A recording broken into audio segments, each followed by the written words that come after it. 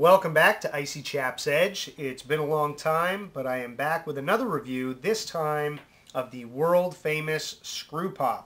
I'm sure you've seen this tool on many other sites. Lots of reviewers have looked at it. I'm going to give you my take on it. First off, the obvious, it's a 4-in-1 tool.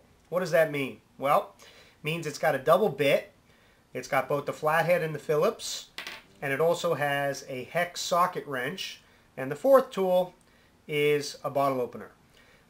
It's a very well-made tool. It's hardened stainless steel, which means you don't have to worry about corrosion. You can leave this thing in a drawer and forget about it. Come back and use it whenever you need. The bits themselves are also corrosion resistant. It's got a ball bearing so that they stay in securely. Does not come out unless you actually intend to and apply necessary force.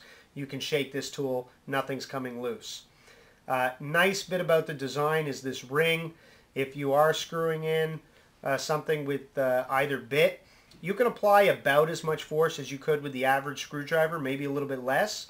But if you do need to really torque on it, you can just take any long straight object, put it in that ring, and apply a lot more torque. So very useful 4-in-1 tool. But that's pretty much what everybody else is saying about it. I want to add my twist to it. First thing, just to show you, this is the actual Screwpop. You can see the name right there, Screwpop. And if you'll notice, it is made in China. They are mass producing these, and it's got a lot of potential. So other than being a 4-in-1 tool, what can you do with this? Well, I believe that this makes an excellent everyday defensive weapon. Looking at it, it's completely unassuming. This is not an object that you would take a look at and think, that person's armed. But look again. First thing, let me tell you what I don't think you should do with it. I have seen some sites demonstrate the Screwpop as being used as a kind of knuckle duster, where you basically put it in the palm of your hand, in between your fingers, wrap your fingers around as you would with a fist, and now you've got a point of impact. Bad idea. And that's for the following reason. Number one is, it's actually two reasons. Number one is you have to adjust your fist to accommodate this piece of the tool. So when you put that in the palm of your hand or against the backs of your knuckles, you have to wrap your fingers around in such a way that it accommodates that additional space. That is not a natural position for your fist to be in. Your fist naturally is not going to have anything between your fingers. So when you make that fist, all of a sudden it's not natural. That means that when you strike with this fist, it's not going to be as compact, it's not going to be as strong a fist, and you risk injury. Number two is the point of impact. All of a sudden, the point of impact is not your knuckles. The point of impact is the point of the tool. That means you're striking at a different angle. You risk injury to your wrist, injury to your knuckles, and injury to the bones of your hand. Very, very dangerous. So I would say never do that.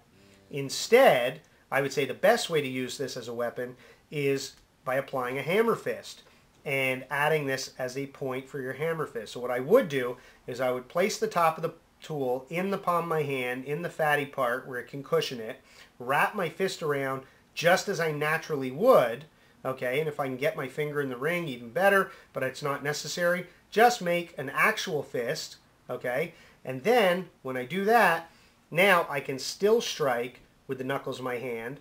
My hand is still going to strike with the same points. I've still got a nice tight fist. All I've done is I've added another point. Okay, you can see it on the other side too. I've added that point. If I strike with it, I can apply significant pressure. As you can see, the indents it creates. That's going to cause a lot of pain, possibly injury.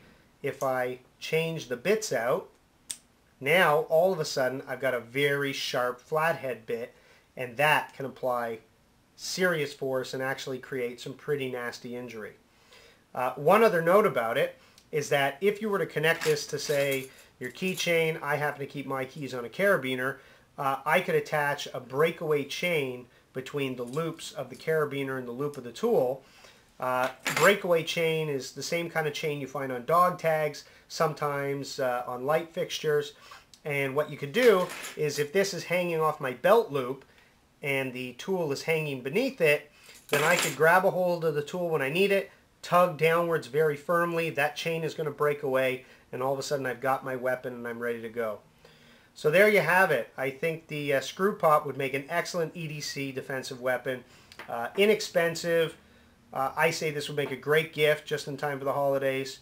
Definitely check it out. It's got my seal of approval. So there you have it. There's the Screwpop. Have a good one.